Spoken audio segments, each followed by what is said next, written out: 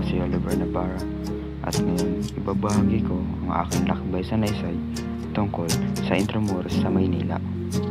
Ilang beses na ako nakakapunta sa Intramuros. Akala ko nung una isa lamang itong pasyalan.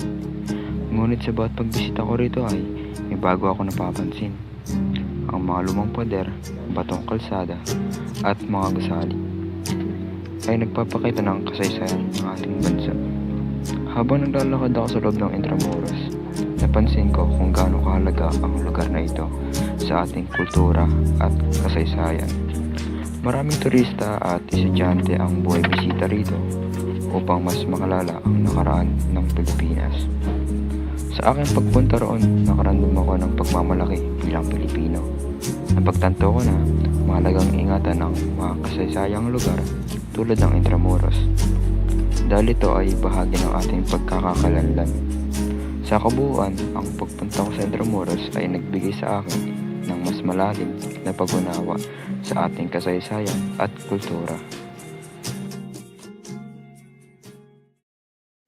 Ang hindi ko makakalimutan sa Baguio ay ang preskong hangin at ang kapayapaan na dala nito. Lalo na sa umaga sa Mines View Park o habang naglalakad sa Session Road. Hindi din nakakalimutan ang lasa ng fresh strawberries, lalo na sa strawberry farm, at ang mainit na salabat o chocolate habang nakaupo sa isang bench na nakatingin sa puno ng mga pine. Ang natutunan ko ay magpahinga at pabagal-bagalin ang takbo ng buhay. Sa syudad na puno ng ingay at trapiko, itinuturo ng Baguio na okay lang huminto sandali. Huminga ng malalim at tangkilikin ang simpleng bagay tulad ng paglalakad o pagbabasid sa kalikasan. Oo, lubos kong irerekomenda ito para sa mga taong nagnanais makatakas sa init ng Maynila o ibang probinsya. At sa mga taong mahilig sa nature tripping, hiking at photography. Ang naramdaman ko ay kalmado, refresh at grateful.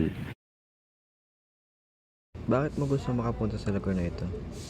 Gusto ko makapunta sa Boracay dahil kilala ito sa napakagandang puting buhangin at malinaw na dagat. Marami ako nakikita larawan at video na nagpapakita kung gaano ito kaganda, kaya gusto ko rin itong maranasan. Ano ang inaasahan mong maranasan doon? Inaasahan kong makakaranas ako ng masayang bakasyon, makakanap ng sariwang hangin at makita ang magandang tanawin ng dagat at paglubog ng araw. Pinakagusto kong makita o gawin roon. Ang pinakagusto kong gawin doon ay maligo sa dagat, maglakad-lakad sa tabing dagat at makita ang sikat na white beach. Ano sa tingin mo ang matututunan mo kapag nakapunta ka roon? Sa tingin ko, matututunan kong mas palagan ang kalikasan at ang kagandahan ng lugar sa ating bansa.